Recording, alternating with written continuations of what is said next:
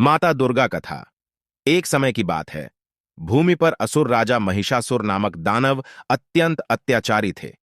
उन्होंने देवताओं को सताया और स्वर्ग को अपने वश में कर लिया। देवताएं अपनी पराजय के कारण बहुतंत्र के संकट में थीं।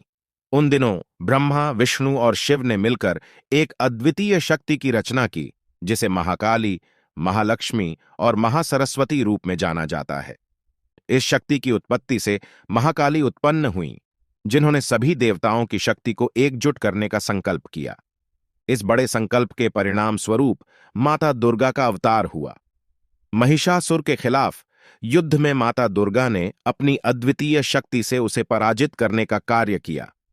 युद्ध के बीच में महिषासुर ने अनेक रूपों में परिणाम दिखाए, पर माता दुर्गा ने उसके विविध रूपों को स्वीकार कर लिया और उसे पराजित करने का समर्थन किया।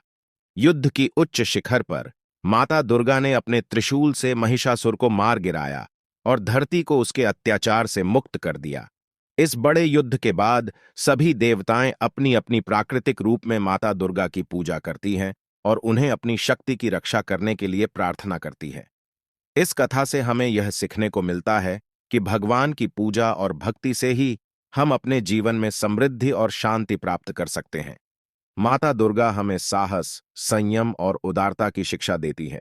इस कथा के माध्यम से हमें यह भी सीखने को मिलता है कि भगवान की पूजा में ही वास्तविक भक्ति है, जिससे हम अपने जीवन को सार्थक बना सकते हैं और आध्यात्मिक उन्नति की दिशा में कदम से कदम मिलाकर चल सकते हैं।